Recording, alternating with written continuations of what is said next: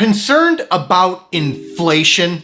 Wondering how to protect your purchasing power over the coming decades? Want to know about a life hack that is the ultimate protection against inflation? Then you have to check out today's video. He is a best-selling author. 30-year-old Jason Fieber has a plan. This guy retired at only 33 years old. I don't know if I know too many people that have accomplished something like that. He's really kind of a guru when it comes to passive income. Before I get into today's content, if you want exclusive access to my personal six-figure stock portfolio and alerts on any new investments I make, check out the Patreon link in the description below.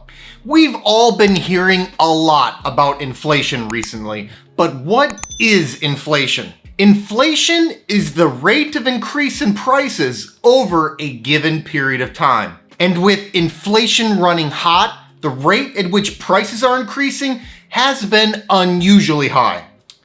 There are a lot of reasons behind inflation running hot, but that's not the point of today's video. Moreover, it's always important to focus on what you can control. And you can't control the inflation rate, but you can control how you react to it. You have control over your entire lifestyle. Your lifestyle can be set up in a way that makes you practically bulletproof against inflation. Today, I want to tell you about a major life hack that is the ultimate protection against inflation. Ready? Let's dig in. So what is this mysterious life hack? What makes you practically bulletproof against inflation? Before I give you the big secret, let's break down the point of all of this. My big financial goal in life was to achieve FIRE. That's financial independence, retire early. I focused relentlessly on this goal, which allowed me to go from below broke at age 27 to financially free at 33. As I've discussed in prior videos, I lived well below my means and plowed my savings into high-quality dividend growth stocks at appealing valuations. These are stocks that pay reliable rising dividends. My plan all along was to live off of the reliable rising dividends the stocks in my portfolio produce for me, which meant I didn't need a day job any longer. I treat these stocks as the golden geese that lay ever more golden eggs. I don't slaughter the geese by selling stock. Instead, I only take the growing pile of golden eggs and I live off of that. So once your passive dividend income is enough to cover your expenses, you have it made, right? Well, kinda, sorta, but then you have to factor in inflation, which is what this video is all about. If your expenses are, say, $2,500 per month this year, that's one thing. But what will those monthly expenses be in 2025, 2035, or 2045? A lot higher, I'm sure. That's the nature of inflation acting as a rising tide, lifting all boats. Almost everything is getting more expensive over time, especially the big stuff that really hits the monthly budget: housing, food, transportation, healthcare, etc. Recent readings on annual inflation have it pegged at 6.8%, the highest since 1982. And that's just looking at CPI, which a lot of people feel underestimate the real impact. Well, dividend growth investing has inflation protection built right in. That's because, as I already stated, these are the golden geese laying ever more golden eggs. The G in DGI stands for growth. This is all about growing dividends. See, high-quality dividend growth stocks represent equity in world-class businesses that produce reliable rising profit and pay out reliable rising dividends. So just like your expenses will be higher in 5 years, so will your dividend income. And because a lot of high-quality dividend growth stocks that we regularly feature here on the channel are growing their dividends even faster than inflation, that actually expands your purchasing power over time instead of only keeping it intact. Dividend growth investing is a great life hack in and of itself to protect against inflation, but I'm going to pass along the real secret.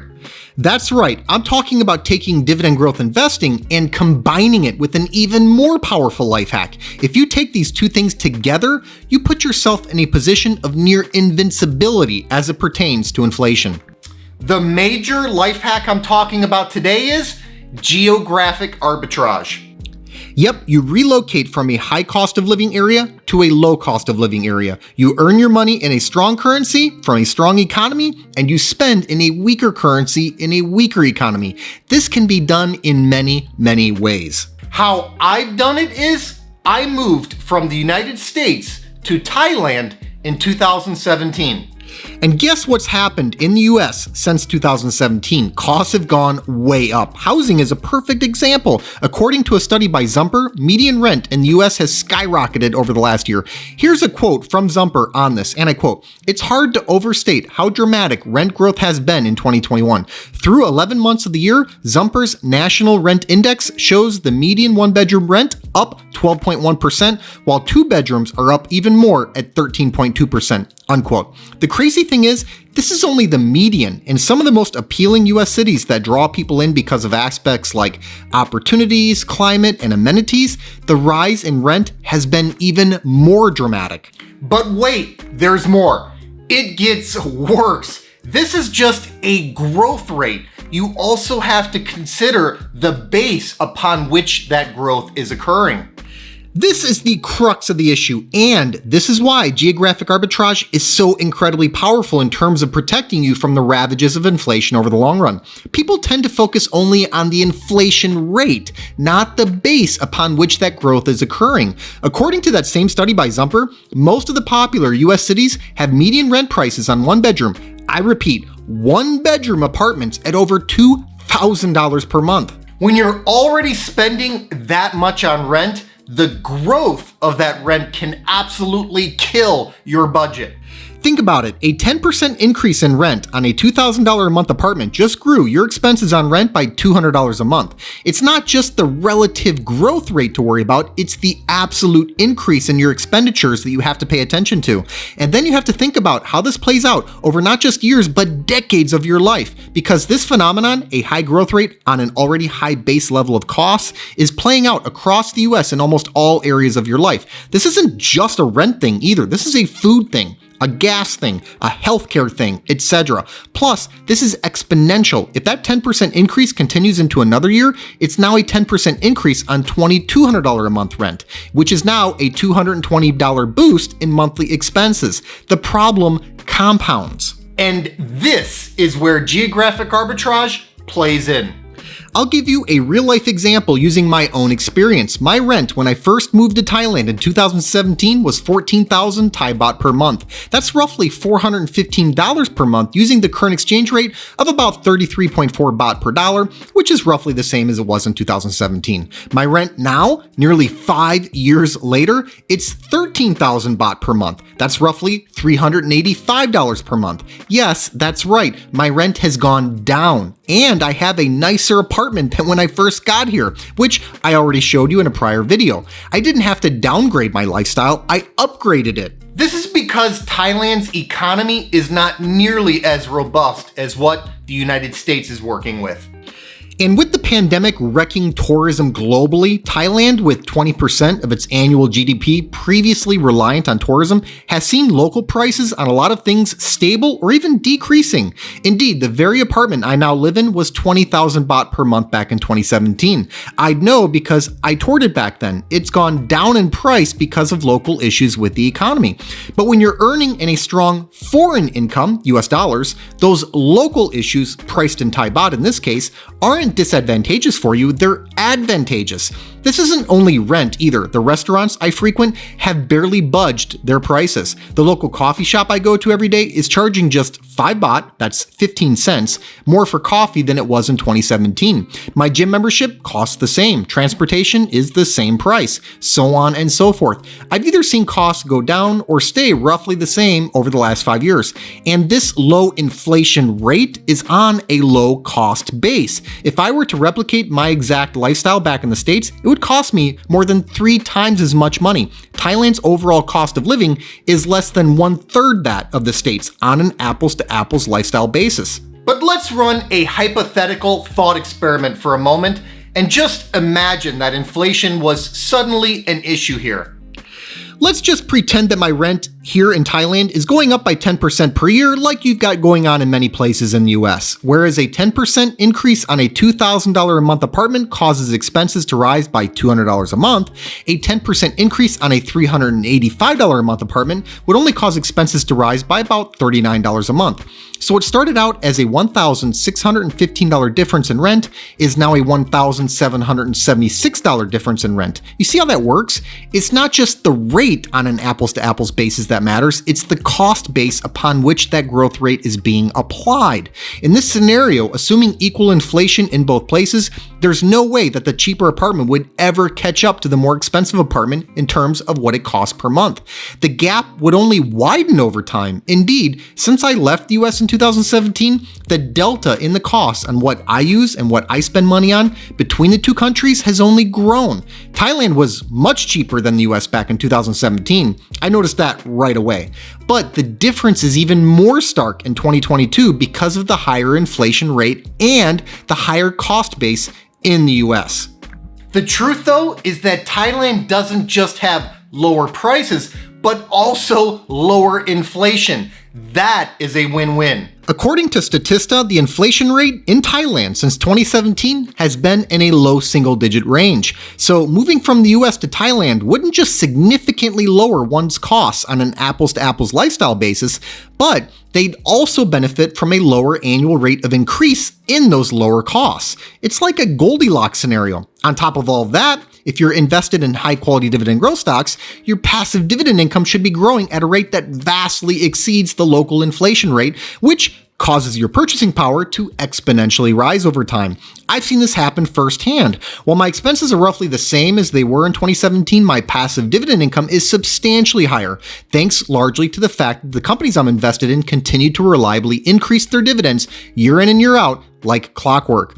My dividend income is organically growing at a high single-digit rate every year, even while local expenses barely move up. However, you don't have to move to Thailand in order to take advantage of the Geographic Arbitrage life hack. In fact, you don't have to even move abroad at all. You can accomplish some of the benefits, though not as extreme, by moving from a high cost of living area in your own country, say the US, to a low cost of living area in the same country. Doing this internationally is preferred, and I'd argue it's the technically correct way to do it, but it's not completely necessary. For instance, the median rent in Miami is well over $2,000 a month right now, but in Omaha, Nebraska, it's around $850 a month. In addition, the growth rate of that rent in Omaha on a year-over-year basis has not been nearly as high as what you've currently got going on in Miami. And a lot of other things in Omaha are undoubtedly cheaper than they are in Miami. Plus, you'd live in the same city as Warren Buffett. He's worth $100 billion and can live anywhere he wants to, so Omaha can't be all that bad. Now, personally, I've been to Omaha, and I just think the overall lifestyle in Thailand is better, which includes a much warmer climate. And even compared to Omaha, which is a low cost of living city by US standards, Thailand is still way, way cheaper. But one doesn't have to move to Thailand or even outside of the US to gain some of the benefits of geographic arbitrage. You could move from almost any big coastal US city to almost any smaller interior US city and cement long-term inflation protection by lowering your cost base upon which inflation is being applied, and also likely experience a lower local inflation rate than what some of those more popular cities are suffering through.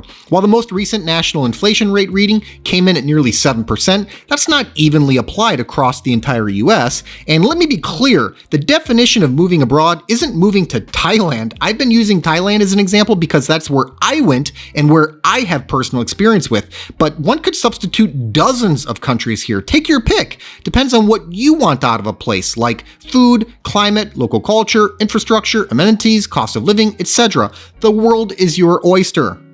As I've said many times before, one of the best things about being financially independent is being geographically independent.